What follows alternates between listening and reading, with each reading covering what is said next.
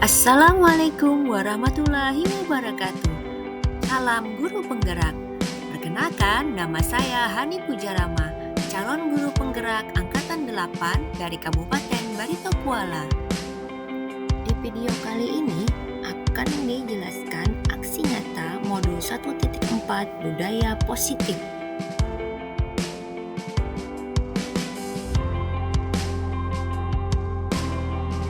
Assalamualaikum warahmatullahi wabarakatuh. Waalaikumsalam warahmatullahi wabarakatuh. Ya, apa kabar anak-anak? Baik? Baik. Pada hari ini kita memulai tahun ajaran baru untuk pembelajaran biologi. Sebelum kita mulai materi, kita membuat yang namanya kesepakatan kelas. Kesepakatan kelas itu disepakati oleh guru dan juga murid. Tujuannya supaya kalian merasa nyaman, aman, tertib dan lancar dalam pembelajaran biologi. Ada istilah yang namanya keyakinan kelas. Keyakinan kelas itu adalah untuk memotivasi seseorang agar motivasinya itu kuat dari dalam diri kalian sendiri. Jadi kesepakatan kelas bukan peraturan sekolah, kan sudah ada peraturan sekolah. Lalu nanti dari peraturan sekolah itu kita ambil beberapa yang bisa diterapkan di dalam kelas kita. Namanya adalah keyakinan kelas. Contohnya, misalnya kalian kalau menggunakan sepeda motor itu menggunakan helm tidak? Apa tujuannya menggunakan helm saat berkendara? Untuk safety. Apalagi?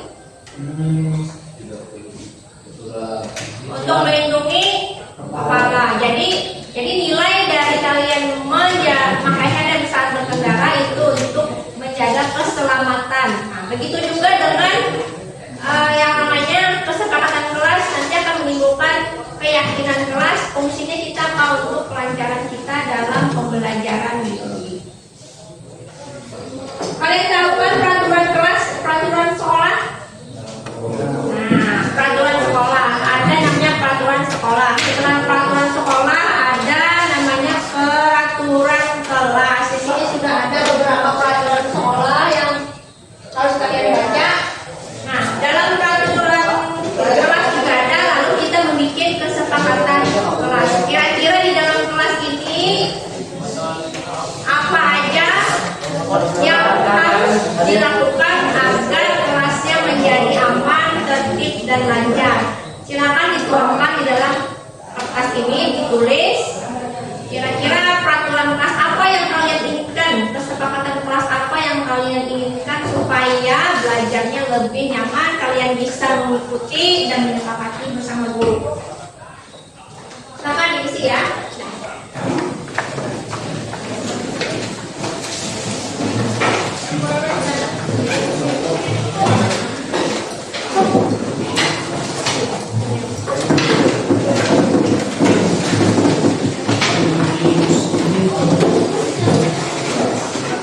Surat kesepakatan kelasnya Pak.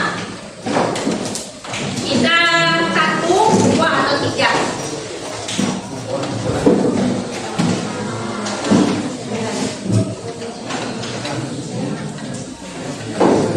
Silakan ditulis. Kalau sudah selesai ditulis, ditempel di depan ini supaya kita bisa membaca. Ya.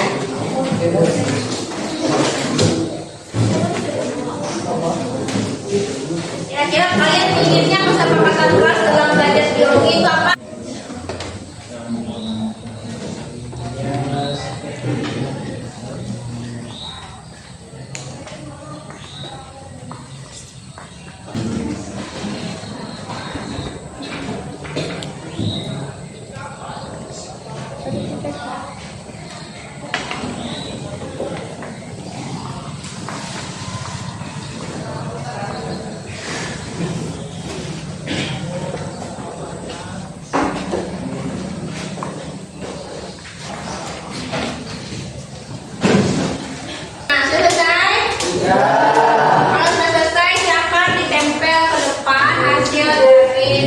tempat kalian. Silakan. Yang sudah selesai sama ditempel di depan.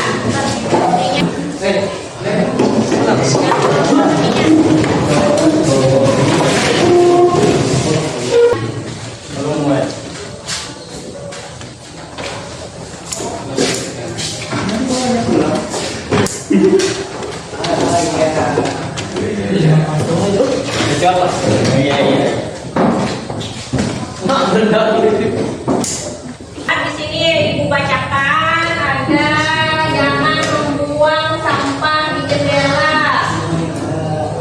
Datang terlambat diberi sanksi. Melaksanakan jadwal kebersihan kelas.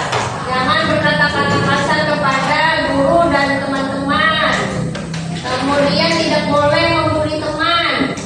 Jika bertugas kelompok harus sepakat mengerjakan bersama. Tidak saling membuli, tidak datang terlambat, tidak boleh bercanda berlebihan. Itu. Kemudian jangan buang sampah sembarangan, itu sama tadi ya. Jangan membuli juga sama.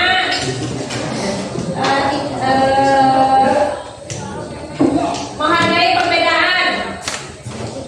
Tidak boleh bikin sesuatu tanpa izin. Ambil langsung izin. Jangan mencoret-coret dinding dan bangku kelas. Dari hasil kesepakatan kelas yang sudah kalian tulis, maka Ibu berikan kesimpulan. Tadi ada beberapa yang sama juga. Yang pertama tadi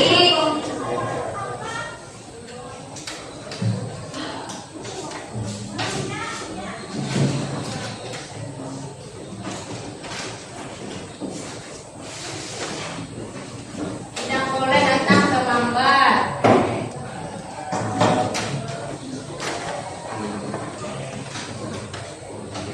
Kemudian ada tadi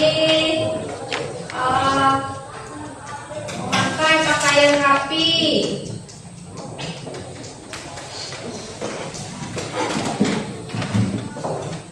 Kemudian ada juga tidak boleh berkata kasar. Tidak boleh membuang sampah sembarangan. Jangan membuang sampah sembarangan.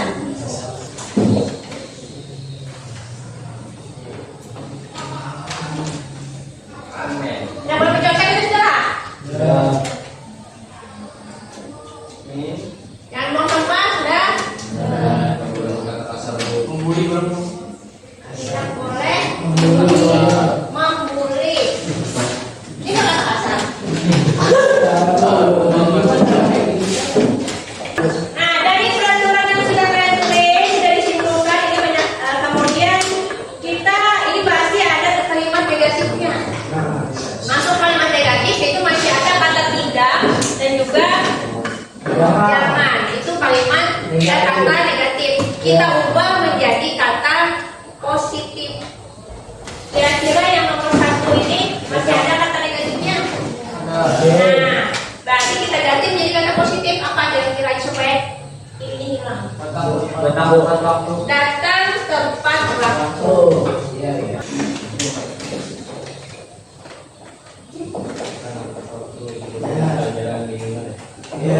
Yang kedua ada kata negatifnya. Nah, sedang memakai pakaian rapi sesuai peraturan. Yang ketiga, tidak boleh berkata kasar kepada guru dan teman. Berkata sopan.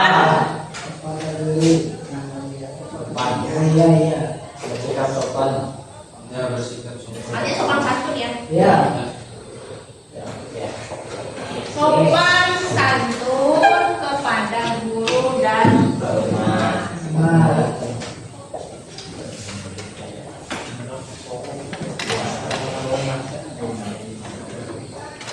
Yang keempat, meminta izin jika meminjam barang orang lain. Yang kelima, tidak boleh mencontek pekerjaan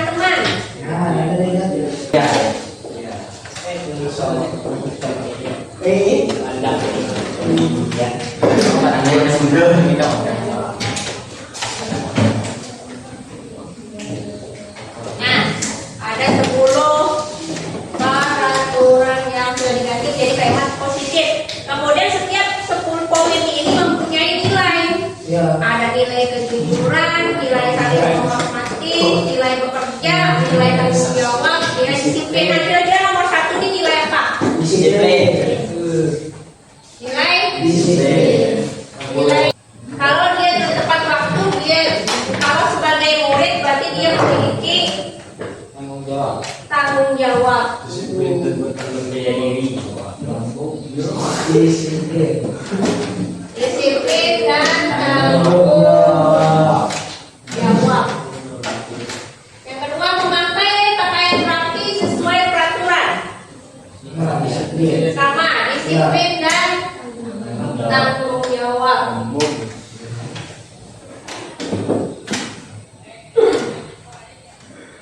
Sopan santun kepada guru dan teman. Perilaku baik. Hormat, nilai hormat. Menghormati guru dan teman. Kayak apapun keadaan teman kalian, kekurangan dan kelebihan dan semua perbedaannya harus dihormati. Izin meminjam barang kepada orang lain termasuk dalam menghormati. Artinya dia menghormati pemilik barang tersebut, jadi dia diberi izin. Mengerjakan pekerjaan dengan jujur, berarti nilai kejujuran. Membuang sampah pada tempatnya, nilai apa? Masuk dalam nilai selain disiplin, ada kebersihan, ada tanggung jawab.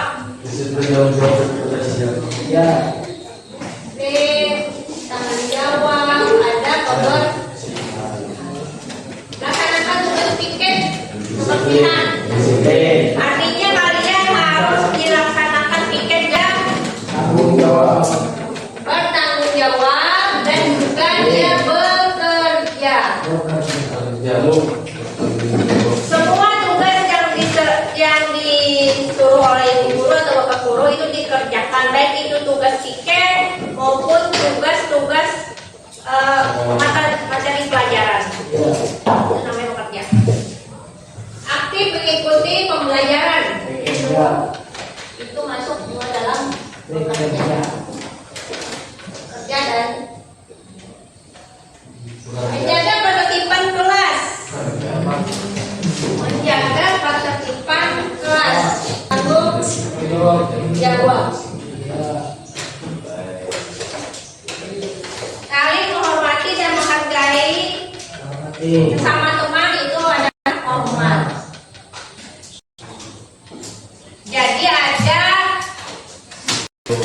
nilai-nilai yang kalian harus yakini, itu ada keyakinan kelas, ada tanggung jawab, kemudian ada hormat, ada kejujuran, kemudian ada bekerja dan dimiliki. Ini masuk ini.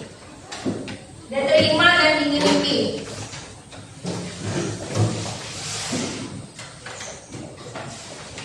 Artinya kalian menjaga solidaritas, kemudian tidak membuli teman-teman, artinya menerima, diterima dan dimiliki oleh namanya. Nah, setelah kita diskusi tentang kesepakatan kelas, didapatkan 5 nilai tadi. Yang pertama tadi ada hormat. Yang kedua ada tanggung jawab.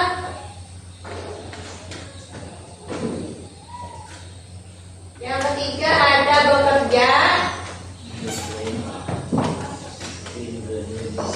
Kemudian ada diterima dan dimiliki. Yang kelima adalah kejujuran. Diterima dan dimiliki itu ya menjaga solidaritas. Artinya kalian di dalam kelas ini harus kompak, harus saling peduli satu sama lain. Nilai-nilai keyakinan kelas yang sudah kita sepakati ini kita ketik, kita tulis, kemudian nanti kita tempel ke depan supaya kalian saat dimana saja dari sudut pandang mana saja kalian melihat dan selalu ingat kelas tersebut. Setelah ditempel, nanti ibu minta tanda tangan kalian. Artinya namanya kesepakatan kelas kan kedua belah pihak ya. Nah, dua belah pihak artinya ditandatangani, artinya kalian setuju atas kesepakatan kelas dan keyakinan kelas yang sudah kita buat hari ini.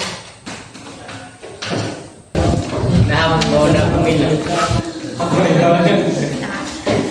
Ya, hasil dari keyakinan kelas yang sudah kita print dan sudah kalian buat nanti ditempel di depan di karton.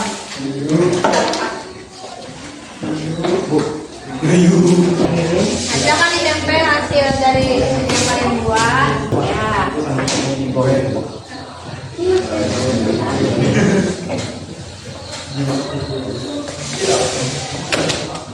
No.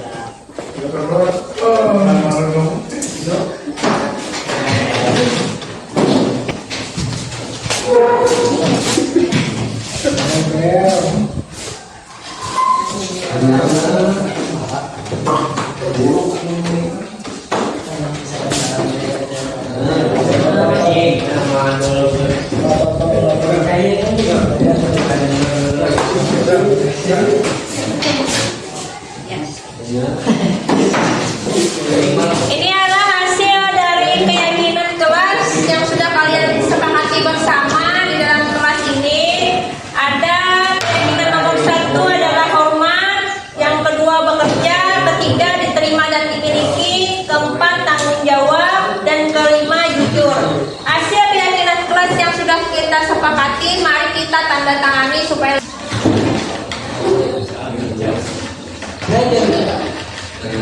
ini nama kelas dan tanda tangan.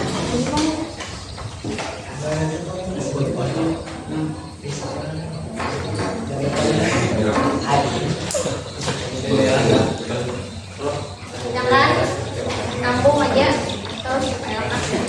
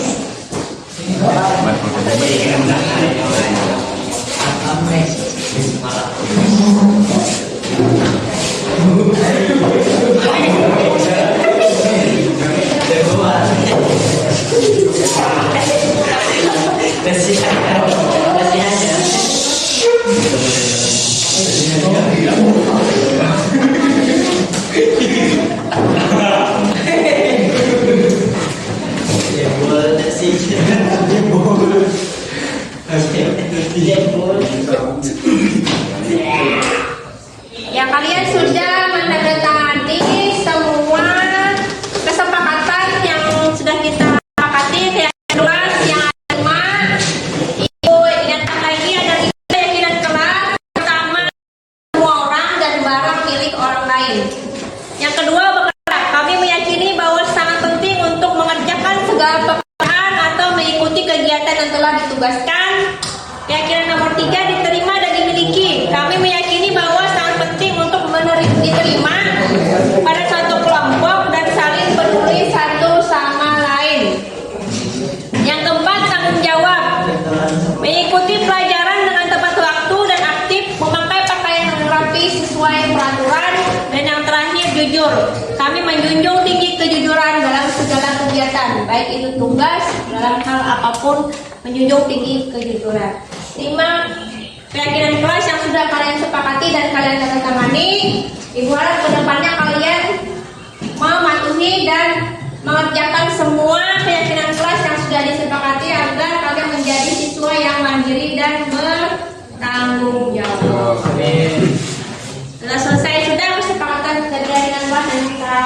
bimbingan hari ini. Saya ucapkan Assalamualaikum warahmatullahi wabarakatuh.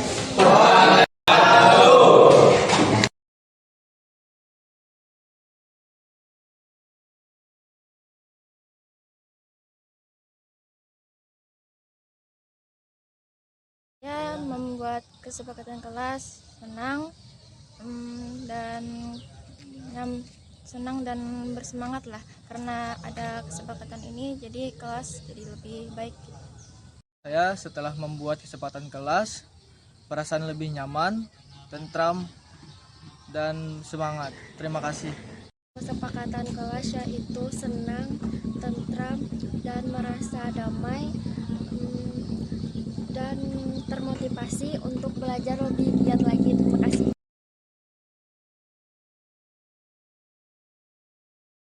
Assalamualaikum warahmatullahi wabarakatuh.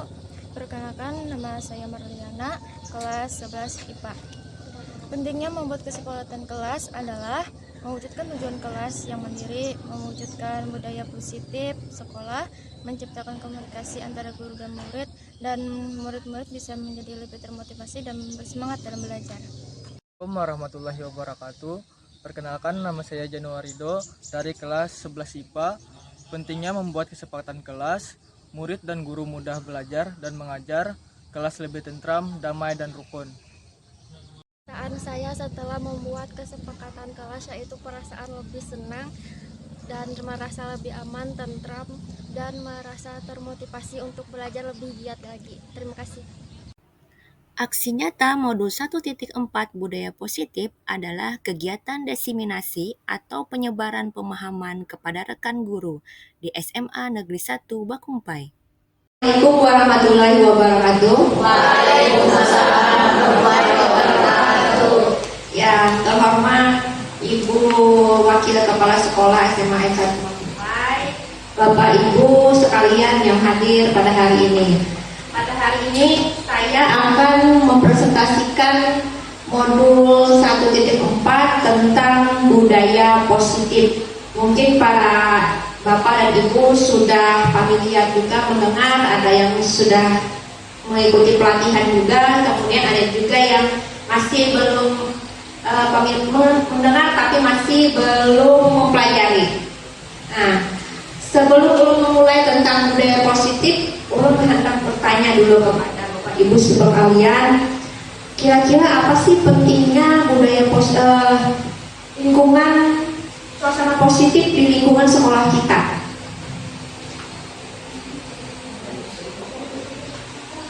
Suasana positif di lingkungan sekolah kita kira-kira apa pentingnya?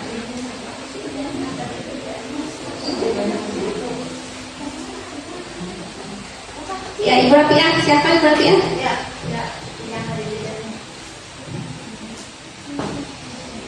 Sangat banyak, Bu.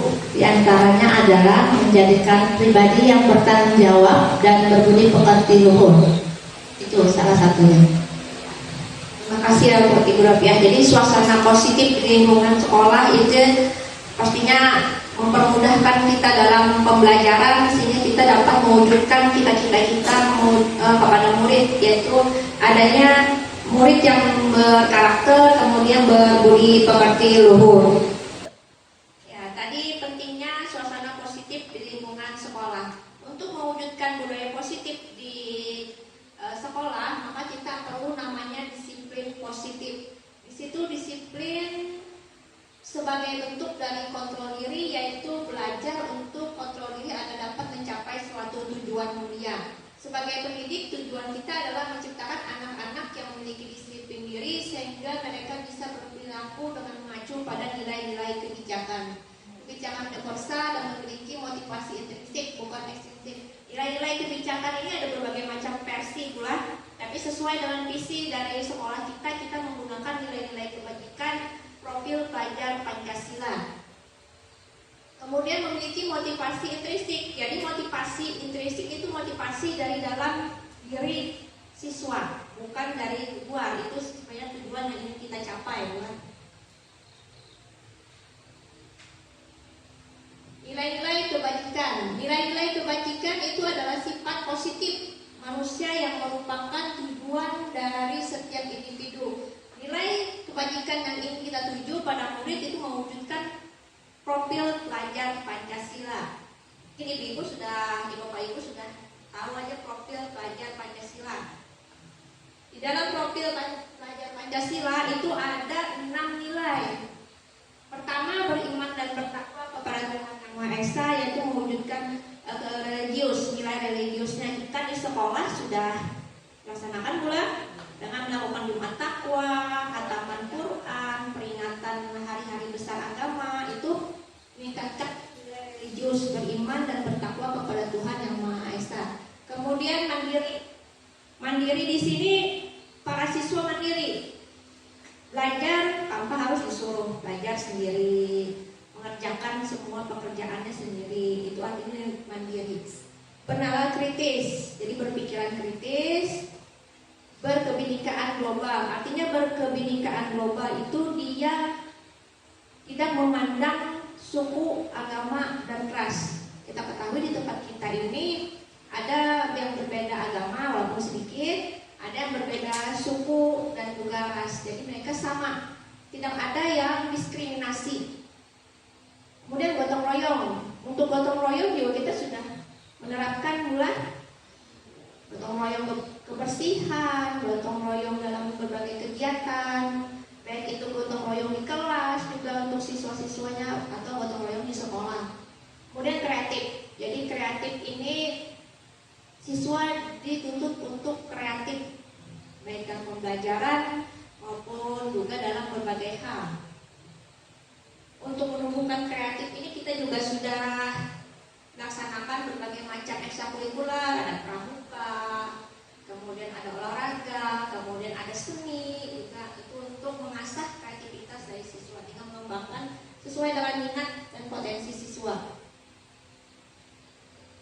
Ada istilah hukuman, konsekuensi, dan restitusi. Nah, di situ ada pengertiannya. Hukuman bersifat tidak terencana atau tiba-tiba, bersifat satu arah dari pihak guru yang memberikannya, dan murid hanya menerima suatu hukuman tanpa melalui suatu kesepakatan. Jadi hukuman ini tiba-tiba. Misalnya ada murid yang terlambat, langsung disuruh membersihkan WC secara tiba-tiba. Jadi murid itu diberi hukuman tanpa ada kesepakatan sebelumnya. Itu maksud hukuman ya. Kemudian disiplin dalam bentuk konsekuensi sudah terencana atau sudah disepakati, itu sudah dibahas, disetujui oleh guru dan murid. Jadi ada kesepakatan sebelum memulai pembelajaran, itu di awal tahun ini pas banget. Di sini kita ada wali kelas juga ulah. Konsekuensi itu contohnya misalnya kalau terlambat itu kena poin berapa, 10 misalnya. Kalau terlambat nanti membersihkan WC atau membersihkan pekarangan sekolah, itu sudah perjanjian di awal. Dan yang terakhir restitusi. Nah, restitusi merupakan kolaboratif yang mengajarkan murid untuk mencari solusi untuk masalah mereka dan membantu murid berpikir tentang orang seperti apa yang mereka inginkan, bagaimana mereka harus memperlakukan orang lain. Nah, restitusi ini yang akan diterapkan ke depannya untuk kita yang belajar merdeka ini, merdeka belajar pada murid. Restitusi ya.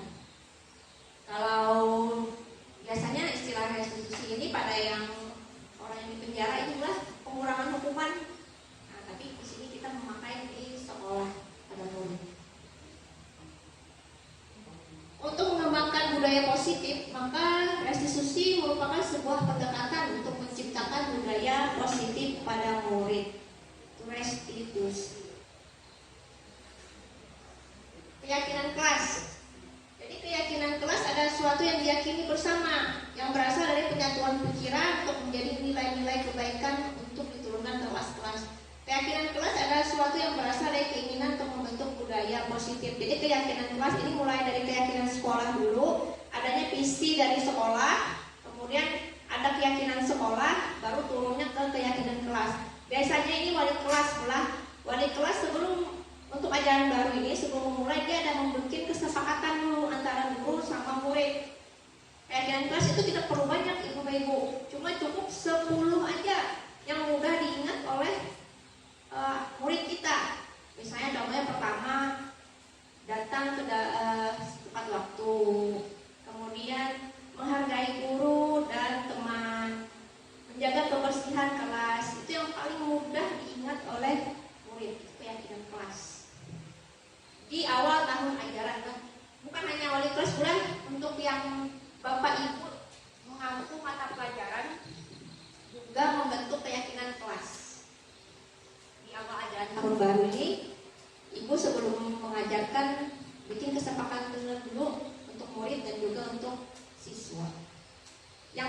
ingat kata-katanya dan yang diperlukan di dalam kelas itu.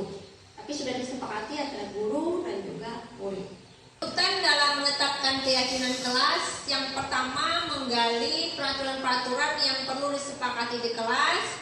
Yang kedua, mengubah peraturan-peraturan yang sudah dibuat dengan kalimat positif.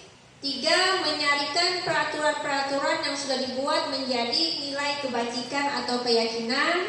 Yang keempat, kegiatan pendalaman kelas tampak atau tidak tampak seperti. Yang kelima, kegiatan keyakinan kelas, tugas saya dan tugas kamu. Nah, untuk yang 4 dan 5 itu merupakan pendalaman. Jadi setelah kita membuat keyakinan kelas yang sudah disepakati, maka ada pendalamannya, tampak dan tidak tampak. Berikut ini Bapak Ibu saya akan tampilkan video saya saat mempraktekkan keyakinan kelas di kelas 11 IPA. Silahkan disimak. Tahun ajaran baru untuk pembelajaran biologi. Sebelum kita mulai materi, kita membuat yang namanya kesepakatan kelas. Kesepakatan kelas itu disepakati oleh guru dan juga murid. Tujuannya supaya kalian merasa nyaman, aman, tertib dan lancar dalam pembelajaran biologi. Ada istilah yang namanya keyakinan kelas. Keyakinan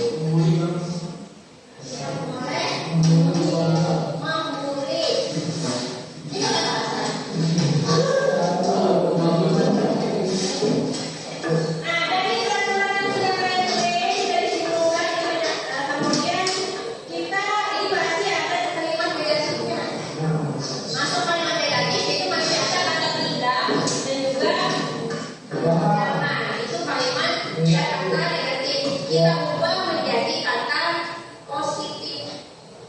Kira-kira yang nomor 1 ini masih ada kata negatifnya? Nah, berarti kita ganti menjadi kata positif apa yang nilai sulit? Hilang. Datang tepat waktu.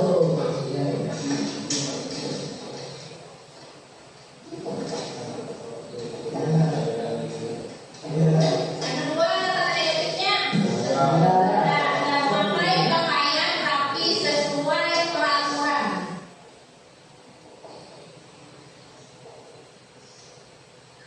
Nggak boleh namanya keluar lagi. Harus sesuai peraturan. Yang ketiga, tidak boleh berkata kasar kepada guru dan teman. Berkata sopan.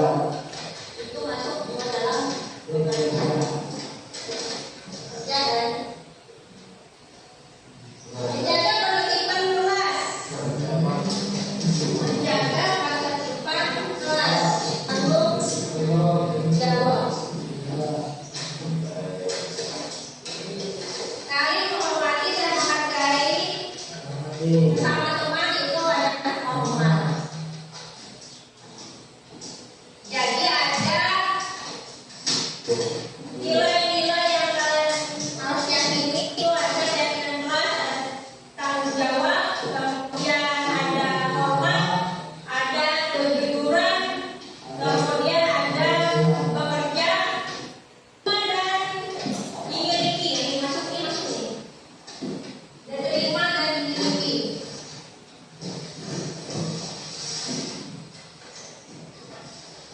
Artinya kalian menjaga solidaritas, kemudian tidak memulai teman-teman, artinya menerima, diterima dan dimiliki oleh namanya.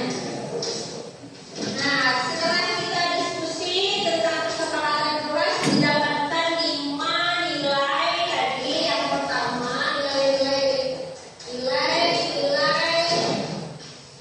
keyakinan.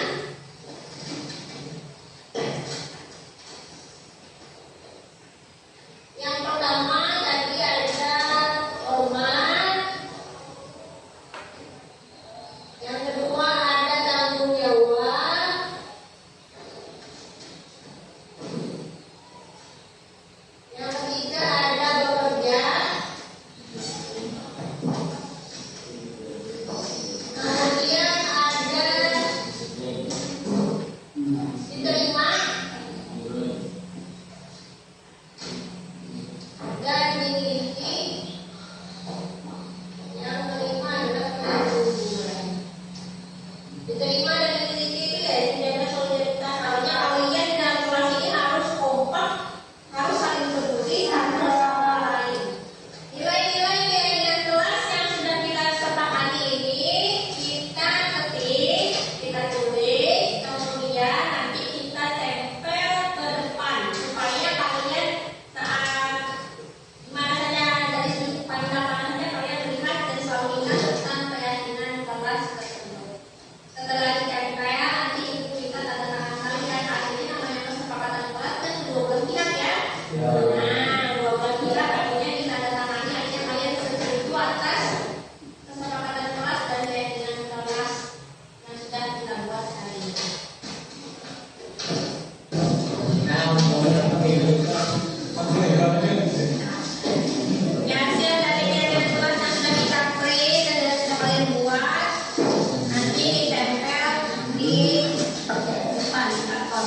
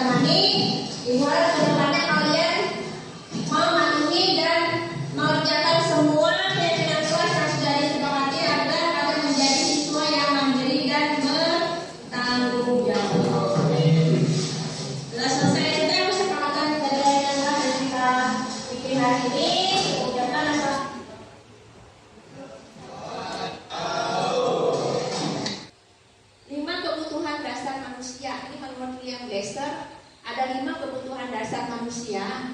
Pertama ada bertahan hidup atau survivor, kasih sayang dan rasa diterima, kebebasan, kesenangan, dan juga penguasaan.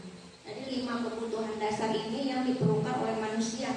Biasanya pada murid kalau dia mengalami berbagai masalah itu berarti ada 5 kebutuhan dasar yang tidak terpenuhi. Contoh misalnya, dia senang mengganggu teman. Senang mengganggu teman, ternyata alasannya untuk mendapatkan perhatian temannya itu. Berarti ada 1 kebutuhan dasar yang tidak dipenuhi, yaitu kesenangan.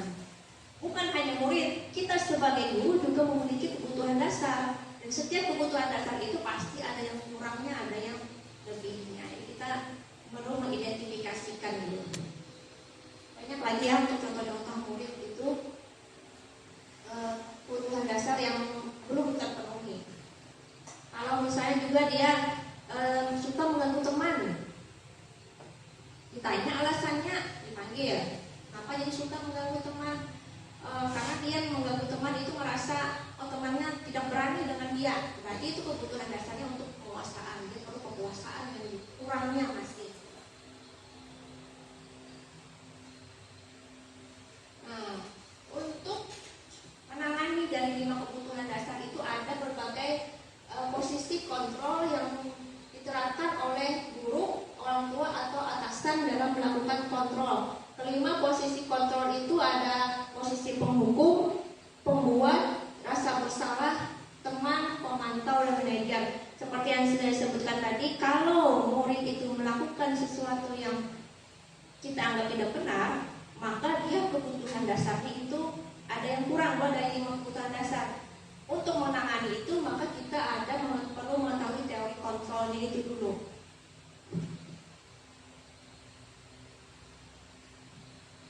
Yang pertama, posisi menghukum. Seorang penghukum biasanya menggunakan hukuman berupa fisik maupun verbal, kata-kata. Orang yang biasanya menjalankan posisi penghukum senantiasa mengatakan bahwa sekolah memerlukan sistem atau alat yang dapat lebih menekan murid-murid lebih dalam lagi. Menghukum, itu tadi langsung memberikan hukuman.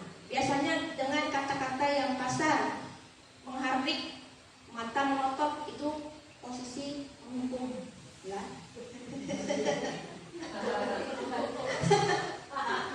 Mungkin itu secara pada sadar saya sendiri pun saya pernah melakukannya karena saya belum belajar lagi teorinya. Yang kedua, membuat merasa bersalah. Pada posisi ini biasanya guru akan bersuara lebih lembut. Membuat rasa bersalah akan menggunakan keheningan yang membuat orang lain merasa tidak nyaman, bersalah, dan rendah diri. Rasa bersalah ini membuat murid merasa bersalah. Contohnya, misalnya, oh ibu kayak apa, kasihan ibu naik ke melanggar peraturan karena ibu disangiti kepsek, mau ke PID. Nah itu membuat murid itu merasa bersalah. Ini juga motivasi ekstrinsik ya.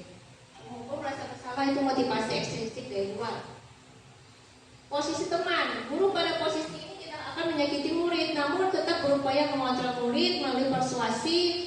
Posisi teman pada guru bisa negatif ataupun positif. Positif di sini berupa hubungan yang baik terjalin antara guru dan murid, tapi di posisi teman menggunakan hubungan baik dan humor itu akan mempengaruhi seseorang. Posisi teman ini ada positif, ada negatifnya. Positifnya dia akan merasa seperti teman, karena merasa seperti teman, tidak enak dengan gurunya, akan mengikuti apa aja gurunya. Tapi hanya guru tertentu saja yang dia sukai, dia anggap seperti teman. Misalnya Pak Supian, posisi teman. Tapi kalau Ibu Narti ada karena mau menuruti. Nah seperti itu posisi temannya. Ada yang positif dan negatifnya berdua. Posisi pemantau, memantau atau mengawasi. Pada saat mengawasi kita bertanggung jawab atas perilaku orang-orang yang kita awasi. Posisi ini berdasarkan aturan-aturan, menggunakan sanksi konsekuensi, misalkan hubungan pribadi kita dengan murid sebagai seseorang yang menjalankan posisi pemantau. Posisi dari pemantau ini dia menggunakan data. Kamu tahu nggak aturannya? Kamu tahu nggak aturannya kita tidak boleh ini? Itu posisi pemantau. Yang terakhir, yang kelima ada posisi manajer. Manajer adalah posisi di mana guru berbuat sesuatu bersama dengan murid, mempersilahkan murid mempertanggungjawabkan perilakunya, mendukung murid agar dapat menemukan solusi atas permasalahannya sendiri. Seorang manajer telah memiliki keterampilan di posisi teman maupun memantau. Jadi dia sudah ada keterampilan di posisi teman maupun memantau. Dengan demikian bisa terjadi di waktu-waktu tertentu kembali pada kedua posisi tersebut bila diperlukan. Itu posisi manajer. Yang diharapkan dari guru itu memposisikan diri sebagai manajer. Nah, kita ada video Bu, contoh dari posisi kontrolnya. Jadi kayak apa di contohnya? Bentar Bulan.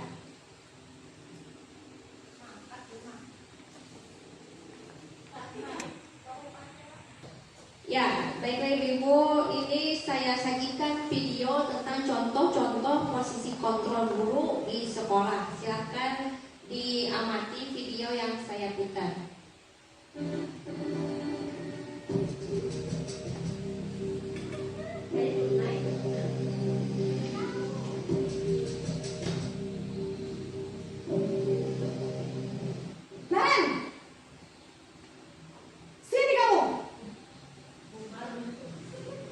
Selamat pagi, Bu.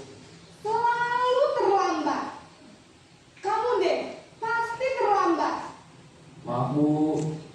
Saya Apa? Apa coba? Alasan kamu apa lagi? Kapan sih tidak terlambat? Malah kalian kamu jadi anak. saya Dasar pemalas. Gak kapok-kapok sih kamu. Sudah berapa kali terlambat? Sana, kamu keliling lapangan basket 2 kali. kenapa saya harus ke lapangan basket, Bu? Kenapa? Kamu melawan ibu. Berani-beraninya jawab. Sudah terlambat, masih berani jawab pula.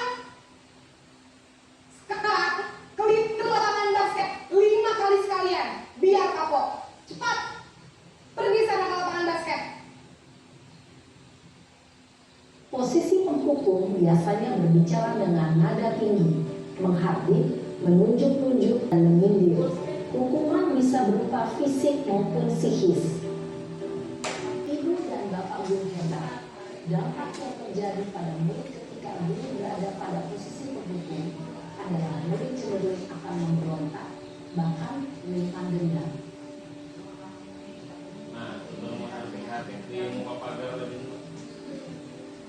Jangan takut bersuara di bidangnya ya.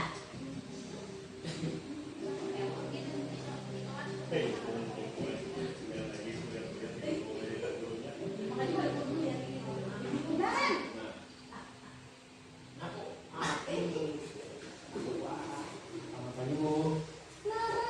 Naren. Kamu kenapa terlambat lagi, nak?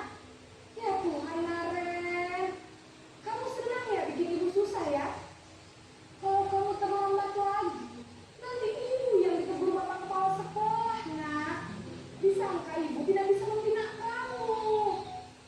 Duh, gimana ini? Maaf, Bu. Duh, Gusti Naren. Kamu suka ya kalau ibu ditegur bapak kepala sekolah? Terus, sekarang ibu harus tulis apa ini di buku absen? Ini kamu sudah sering terlambat loh. Ibu harus apa coba? Maaf, Bu. Maaf sekali. Ya sudah, lain kali jangan bikin ibu susah lagi ya nak ya. Ibu tidak akan kuat lagi kalau kamu begini terus. Bisa jantungan kalau ibu tegur bapak kepala sekolah. Sana cepat kelas. Maaf ya, Bu. Maaf sekali. Posisi pembuat rasa bersalah berbicara dengan nada tenang, cenderung lembut, namun kata-kata yang diutarakan membuat murid merasa menjadi orang yang gagal, memandang buruk dirinya sendiri, merasa tidak berharga, dan tidak sanggup membahagiakan orang lain. Ketika guru mengambil posisi pembuat rasa bersalah, murid akan menganggap dirinya yang bersalah dan ia akan menyimpan emosi negatif tersebut di dalam dirinya.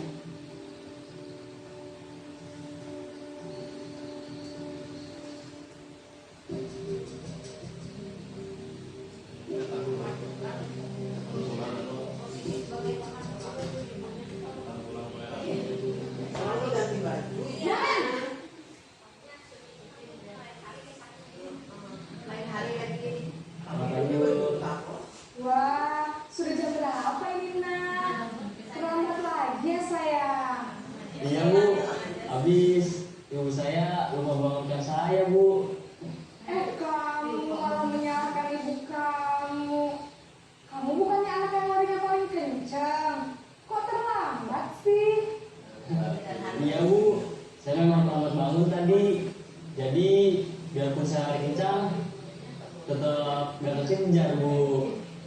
Ya sudah sana, nanti lain kali larinya lebih kenceng lagi ya, biar gak terlambat lagi. Bikin seneng ibu, demi ibu. Bisa kan? Bisa lah Bu. Ya sudah sana masuk kelas, ibu beresin urusan kamu. Kamu ini ada-ada saja.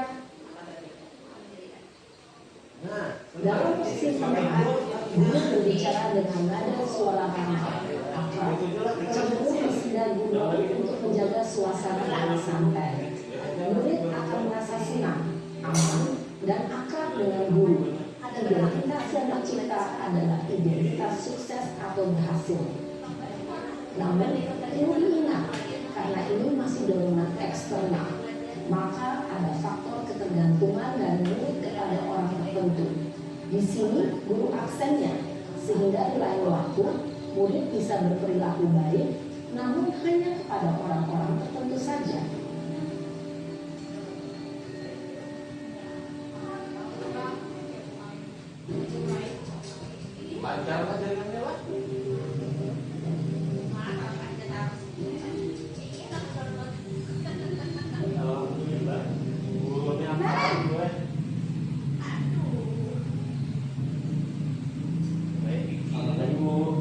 Naren, apa peraturan sekolah kita tentang jam berapa kita harus masuk sekolah, nak?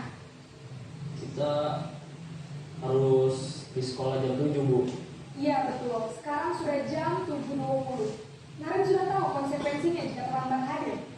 Paham Bu. Saya harus tinggal kelas pas jam istirahat selama 20 menit. Ya benar, konsekuensinya demikian. Jadi nanti jam 9.30 pas istirahat, kamu harus tinggal di kelas, kerjakan tugas tambahan untuk ketertinggalan kamu, ya? Baik Bu. Posisi pemantau mengandalkan penghitungan atau data untuk mengontrol murid. Guru mengarahkan murid berdasarkan peraturan dan konsekuensi. Seorang pemantau menunjukkan bahasa tubuh dan ekspresi wajah yang datar dan cenderung formal.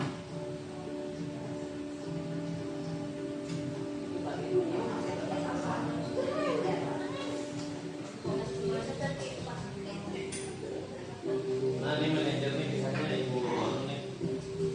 Ibu Ayu itu bisa manajer. Kalau nggak sama tadi dan Mama.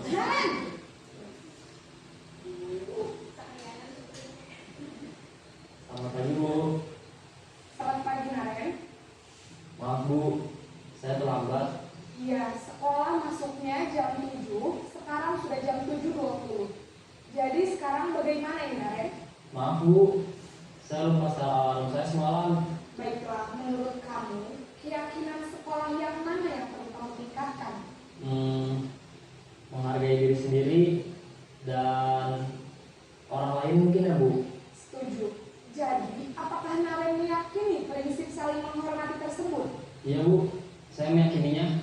Apakah Naren bersedia memperbaiki masalah keterlambatan ini? Bersedia Bu. Bagaimana kamu akan memperbaiki masalah keterlambatan ini? Saya akan coba untuk tidak lupa menyetel alarm saya Bu. Baik, kalau Naren lupa menyetel alarm di rumah, ada orang yang kira-kira bisa bantu mengingatkan tidak? Ada Bu, kakak saya, Kak Emma. Ada lagi selain Kak Emma? Selain Kak Emma, ada ibu saya. Baik, jadi yang mengingatkan Naren adalah Kak Emma dan ibu kamu ya? Kira-kira akan mulai start alarm kapan nih, Naren? Setelah pulang sekolah, akan segera saya lakukan.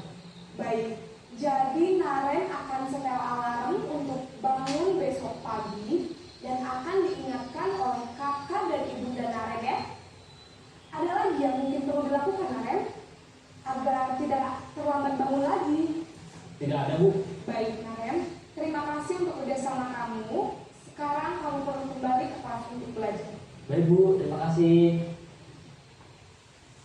Posisi manajer adalah posisi kontrol yang disarankan untuk membimbing murid memiliki sikap disiplin yang positif, yaitu murid yang mandiri, bertanggung jawab, dan dapat memecahkan masalah. Tujuan dari posisi ini adalah agar murid dapat berefleksi atas tindakannya Guru akan dengan tulus memberikan pertanyaan-pertanyaan bermakna sehingga membuat murid dapat belajar dari kesalahannya dan mencari sebuah solusi untuk menyelesaikannya. Ibu dan bapak guru hebat setelah memahami adegan kelima kontrol, kira-kira posisi mana yang ideal, posisi mana yang dapat menunjang motivasi intrinsik murid? Ya, tentu posisi manajer. Posisi ini adalah posisi ideal yang ingin dituju setiap pendidik. Pada posisi inilah, guru dapat menerapkan disiplin positif yang berpihak pada murid, yang memerdekakan murid. Perjalanan seorang pendidik tentunya tidak mudah untuk sampai pada posisi seorang manajer. Namun, tujuan kita pasti, yaitu menciptakan murid-murid yang mandiri, merdeka, dan bertanggung jawab. Semoga penggambaran 5 posisi kontrol yang telah diperlihatkan ini dapat menjadi ajang refleksi bagi kita semua, agar dapat terus mengasah dan menerapkan disiplin positif yang memerdekakan murid. Ya, setelah Bapak Ibu menonton video dari contoh 5 posisi kontrol tersebut, mungkin mudah-mudahan Ibu Bapak dapat mengerti masing-masing dari 5 posisi kontrol. Sesuai dengan di video tadi, yang paling sesuai untuk menuju dari tujuan profil pelajar Pancasila kita itu adalah posisi manajer. Namun ada kalanya pada saat ibu guru melakukannya di sekolah itu masih belum bisa terjawab jawabannya, jadi bisa menggunakan posisi teman dan juga posisi pemantau dulu, namun pada akhirnya nanti akan menuju ke posisi manajer dan penerapan kehidupan sehari-harinya. Kemudian dalam menerapkan posisi manajer tersebut kita ada menerapkan tahapan segitiga restitusi. Restitusi adalah proses menciptakan kondisi bagi murid untuk memperbaiki kesalahan mereka sehingga mereka bisa kembali pada kelompok mereka dengan karakter yang lebih kuat. Tadi kalau pada 5 posisi kontrol tadi, mulai dari posisi penghukum, kemudian merasa bersalah, membuat merasa bersalah, teman dan pemantau, itu semuanya adalah motivasi ekstrinsik, jadi motivasi dari luar. Kalau untuk posisi manajer itu motivasinya itu akan timbul dari dalam diri murid. Dalam tahapan segitiga restitusi ada 3 tahapan, ada menstabilkan identitas, kemudian validasi tindakan yang salah, dan menanyakan keyakinan. Menstabilkan identitas bagian dasar dari segitiga bertujuan untuk mengubah identitas anak dari orang yang gagal karena melakukan kesalahan menjadi orang yang sukses. Anak yang melanggar peraturan karena sedang mencari perhatian adalah anak yang sedang mengalami kegagalan. Ia mencoba untuk memenuhi kebutuhan dasarnya namun ada benturan. Jadi ada 5 kebutuhan dasar tersebut, salah satunya belum terpenuhi, maka terjadilah namanya kesalahan pada anak. Jadi dengan menstabilkan identitas, maka kita mengubah identitas tadi yang dari gagal menjadi anak yang sukses. Yang kedua, validasi tindakan yang salah. Seorang guru yang memahami teori kontrol pasti akan mengubah pandangannya dari teori stimulus respon ke cara berpikir proaktif yang mengenali tujuan dari setiap tindakan. Dan yang ketiga, menanyakan keyakinan. Ketika identitas sukses telah tercapai, langkah 1 dan langkah 2 tadi, maka anak akan siap untuk dihubungkan dengan nilai-nilai yang dipercaya dan berpindah menjadi orang yang dia inginkan. Ini menanyakan keyakinan kelas atau keyakinan sekolah tadi. Tahapan dari segitiga restitusi. Di sini ada contoh respon dalam segitiga restitusi. Contoh respon itu ada kata-katanya. Kata-kata yang kita lontarkan kepada murid saat kita memanggil murid dan setiap tahapannya. Pertama, menstabilkan identitas. Kita katakan dulu berbuat salah itu tidak apa-apa. Kemudian juga manusia itu tidak ada yang sempurna. Jadi supaya meredakan amarah dari siswa dulu, supaya dia mau terbuka. Yang kedua, validasi tindakan yang salah. Misalnya dia beradu mulut dengan temannya. Jadi kamu padahal bisa melakukan lebih buruk daripada ini ya, misalnya memukul teman gitu. Itu seolah-olah kita membenarkan, tapi seolah membenarkan dulu, setelah itu tindakan yang salah itu kita kembalikan lagi. Jadi tidak membenarkan tindakan yang salah ya. Yang ketiga, menanyakan keyakinan. Apa yang kita percayai sebagai kelas atau keluarga? Nilai-nilai apa yang telah kita sepakati? Nah, tadi kan sebelum kita memulai tahun ajaran baru, kita bikin keyakinan kelas dulu. Tadi seperti contoh yang saya tampilkan di video, itu tadi ada 5 keyakinan kelas. Ditanyakan lagi yang mana yang kira-kira dia langgar atau yang belum dia lakukan keyakinan kelasnya. Apa nilai keyakinan kelas kita? Nah, saya ada mempraktekkan juga untuk menangani dua kasus pada siswa. Jadi praktek segitiga restitusi dengan 2 kasus berbeda di sekolah. Silakan Bapak Ibu untuk menyimak videonya. Akan simak. Si pekerjaannya selalu contek temannya. Dia marah dan tidak dapat menahan emosi.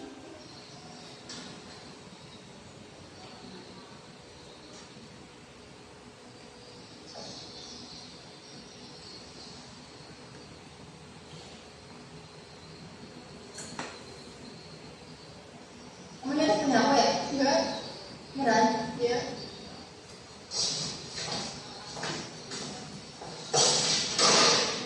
Kamu ya punya aku? Enggak ada. Ada. Tadi ibu mengingat dan kelas, aku marah-marah, harus melakukan kemudian. Bapak Ibu, setelah ada kasus tadi kan ibu guru mendapat laporan dari ketua kelas, akhirnya suaminya dipanggil. Ya, di situ ada tahap-tahap segitiga restitusi sesuai dengan tahapannya. Pertama tadi yang menstabilkan identitas. Saya kesal dulu sama keluarga saya, Bu. Oh begitu. Akhirnya kamu marah dan kesal. Itu ada kondisi kamu dan motif. Maka itu kamu buat hal yang sama. Lalu apa yang kamu lakukan terakhirnya? Saya kesal, Bu. Lalu saya menggabung medianya. Oh menggabung media juga. Mas kamu bergabung itu ada alasannya ya? Ya Bu. Namun dia tidak mau bercerita dan hanya mengalir jawaban saya saja. Oh begitu. Ya kamu berbuat begitu. Marah-marah kan kepada kamu juga. Ibu sangat menghargai tindakan kamu yang tidak membunuh lagi misalnya dan berpuluh juga. Nah sekarang coba kita pikirkan tindakan kamu itu sesuai tidak dengan keyakinan kita? Tidak Bu. Menurut kamu keyakinan kelas apa yang sudah dilanggar oleh suaminya? Saling menghormati antar teman, saling menghormati antar teman. Menurut kamu saling menghormati antar teman mungkin tidak? Mungkin Bu. Mungkin. Baik, kalau menurut suaminya itu penting, keyakinan apa yang harus suaminya lakukan jika suaminya sedang marah atau kejadian ini terulang lagi? Harus lebih sabar Bu. Harus lebih sabar lagi. Kira-kira bisa tidak bersedia tidak suaminya melakukannya mulai saat ini? Siap bersedia Bu ya, bersedia. Apa yang suaminya lakukan untuk memperbaiki masalah ini? Saya akan lebih bersabar dan menekan amanah saya. Ketika ada teman saya yang nyontek, saya akan melaporkan kepada wali kelas ataupun guru BK. Tepat sekali tindakan saya. Jadi kalau ada teman yang nyontek, maka dilaporkan kepada wali kelas atau guru mata pelajaran atau guru BK. Ya, kira tentunya nanti ke depannya akan lebih baik lagi. Tetap semangat ya Tania, dan gunakan kepada kelas. Terima kasih Bu. Ini contoh segitiga restitusi pada kasus pertama dan Assalamualaikum warahmatullahi wabarakatuh. Nama saya Sonia dari kelas 12 IPS 2. Saya senang sekali diajak diskusi dengan ibu guru untuk dapat mengendalikan diri dari amarah karena perilaku teman sekelas saya. Saya harus banyak bersabar dan menghormati teman-teman. Berhentilah memikirkan apa yang dilakukan oleh orang lain yang tidak ada untungnya dengan dirimu. Saya pribadi tidak peduli apabila ada teman yang menyontek. Biar saja ya dia lebih tinggi, toh tidak berkah juga kan? Nah, masalah nilai, saya lebih kecil dibandingkan dia itu tidak masalah. Saya lebih menghargai usaha daripada nilai. Saya lebih merasa terbayarkan ketika mendapat nilai besar dengan hasil usaha sendiri daripada nilai besar tapi hasil dari mencontek. Nah, itu ada kepuasan tersendiri yang saya dapat. Sekian, terima kasih. Assalamualaikum warahmatullahi wabarakatuh. Kasus kedua ya. Kasus kedua, saat bel masuk berbunyi, Saskia masih makan di kantin, sehingga Saskia terlambat masuk ke kelas selama 10 menit.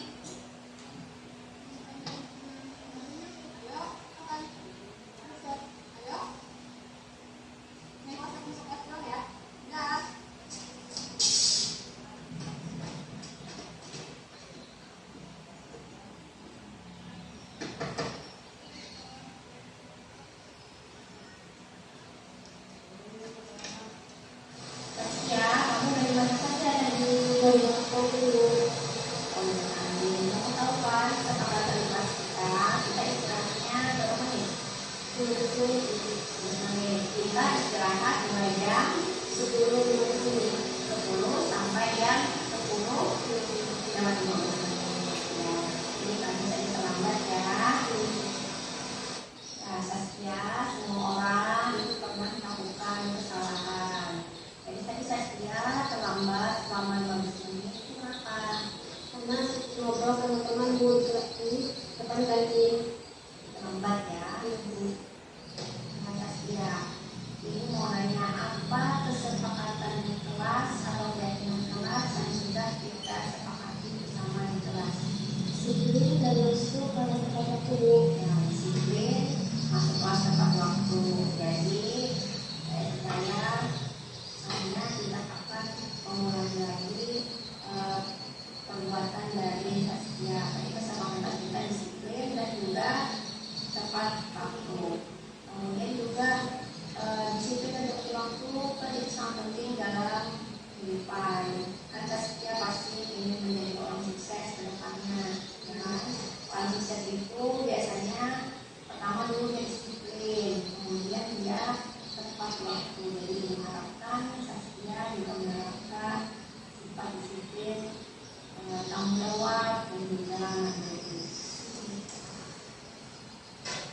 Jadi saya berusaha untuk memperbaiki diri lagi agar tidak lalai, disiplin, bertanggung jawab, dan menghargai waktu. Kasih buat sehat-sehatnya. Ya, nah sekarang kira-kira Saskia apa yang bisa Saskia lakukan agar walaupun masuk kelas di pelajaran ataupun masuk kelas pada saat istirahat itu tidak terlambat? Saya akan mencoba pakai dalam jam. Pakai di tangan. Iya. Nah, jadi kalau pakai di tangan Saskia Bisa melihat. dengan memakai di tangan Saskia bisa melihat waktu jam. Jadi yang masuknya jam 10:15 itu bisa tepat waktu Saskia. Jadi menurut saya mau Saskia itu nanti akan berubah menjadi lebih baik lagi. Kesimpulan, untuk melatih kedisiplinan diri sang siswa sekolah membuat peraturan.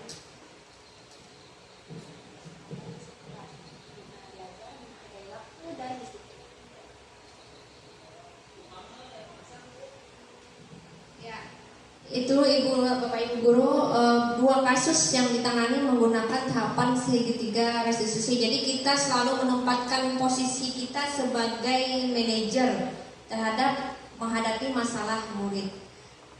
Nah, demikian tadi video yang saya tampilkan tentang menangani dua kasus dengan menggunakan metode segitiga restitusi. Kira-kira apakah ada pertanyaan dari Bapak Ibu terhadap materi yang telah saya berikan tadi? Ya, silakan Ibu Rabia. Ya, terima kasih atas kesempatan yang diberikan. Begini Bu, setelah kita menyaksikan video tadi, itu kan kelihatannya siswa yang bermasalah tadi mengakui masalahnya dan dia mau berterus terang. Nah, seandainya suatu saat kita menemukan siswa yang kita anggap ada punya kesalahan tapi dia tidak mau berterus terang atas kesalahan yang dilakukannya, terus bagaimana cara kita menyelesaikan masalah tersebut dan memposisikan diri kita sebagai seorang guru tanpa dia mengadu tadi. Terima kasih. Ya, pertanyaan dari Ibu Rafiah. Tadi contohnya tadi kan dia berterus terang. Bagaimana kalau dia tidak bisa menyatakan alasannya, tidak bisa jujur dalam menyatakan alasannya? Jadi pertama kita bisa memposisikan diri sebagai teman dulu. Kalau dia merasa sungkan, bisa diposisikan sebagai teman. Tapi dalam setelah posisikan teman, dia mulai terbuka, merasa mulai relax, maka kita akan mengarahkan lagi ke yang tahapan menstabilkan identitas. Kita kembali lagi ke posisi manajer, menstabilkan identitas. Bisa kita menggunakan kata-kata berbuat salah itu tidak apa-apa, atau saya tidak mencari yang siapa yang salah atau siapa yang benar. Misalnya dia 2 orang berkelahi, saya tidak mencari yang benar atau yang salah, atau saya juga pernah melakukan kesalahan seperti itu. Kita bisa menyelesaikan ini. Kemudian juga Bapak dan Ibu tidak tertarik mencari siapa yang salah, tapi mencari solusi dari permasalahan. Jadi setelah kita menggunakan kata-kata yang seperti itu, menstabilkan identitas tadi, dalam waktu kurang lebih 30 detik aja dia, insya Allah siswa itu akan terbuka untuk menyatakan kenapa alasannya dia melakukan kesalahan tersebut. Bu, sampai pada materi ini apakah ada yang ingin didiskusikan? Persilakan. Adakah yang bertanya atau ingin didiskusikan? Silakan Bapak Ibu.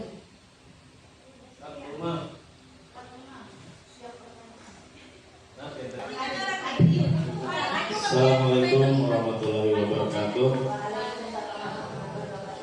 Terima kasih atas penyampaian materi dari Ibu tadi. Yang ingin saya tanyakan Bu di sini, apakah ada dampak negatif dari reward yang diberikan guru kepada siswa? Mungkin itu saja Bu yang kami tanyakan. Dampak negatif dari reward yang diberikan kepada siswa. Terima kasih. Ya, terima kasih Pak Supian. Untuk reward atau penghargaan, kita sering Bapak Ibu memberikan reward atau penghargaan. Jadi untuk reward dan penghargaan itu biasanya ada efek jangka pendeknya, ada efek jangka panjangnya. Kalau efek jangka pendeknya itu anak merasa usahanya yang selama ini merasa dihargai. Jadi merasa senang, anak merasa dihargai hasil usahanya. Tapi ada beberapa efek jangka panjangnya. Efek jangka panjangnya itu, maka anak itu termotivasi melakukan suatu usaha karena ada penghargaan, hanya mengharapkan penghargaan. Kalau tidak ada penghargaan tersebut, dia tidak akan berusaha dengan keras.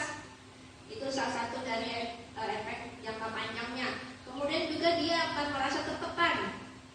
Karena sudah juara 1, maka dia tertekan, aku ini harus juara 1 lagi. Aku akan malu kalau peringkat saya turun, juara 1 jadi juara 2. Itu salah satunya secara psikologis. Kemudian juga selain kepada anak yang mendapatkan reward, anak-anak lain yang tidak mendapatkan reward. Anak-anak yang tidak mendapatkan reward, dia akan merasa kurang percaya diri, akan merasa bersalah. Oh, ternyata saya kurang pintar. Oh, ternyata saya kurang bagus di ini, sehingga tidak bisa mendapatkan penghargaan. Itu adalah efek negatif dari penghargaan atau reward. Jadi kalau kita bisa, kita harus mengurangi dari reward atau penghargaan tersebut.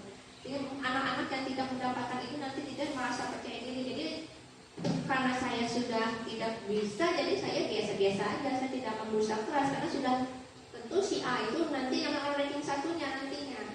Nah, kira itu jawaban saya Bapak Ibu. Ada lagi Bapak Ibu yang ditanyakan atau ada yang menambahkan?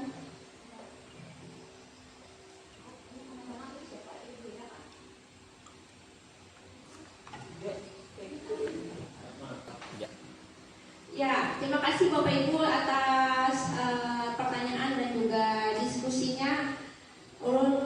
Semoga ilmu yang saya paparkan hari ini dapat mendapatkan ilmu pengetahuan dan pengalaman bagi Bapak Ibu sekalian, sehingga kita dapat merubah mindset kita, terutama dalam posisi kontrol tadi menjadi posisi manajer pada akhirnya. sehingga kita dapat mewujudkan murid yang bertanggung jawab, mandiri, kemudian berdaya saing sesuai dengan profil belajar Pancasila. Ulun harapkan buat Bapak Ibu guru sekalian menjadi guru yang tergerak, bergerak, dan menggerakkan. Terima kasih. Setelah hilap mohon maaf. Wassalamualaikum warahmatullahi wabarakatuh.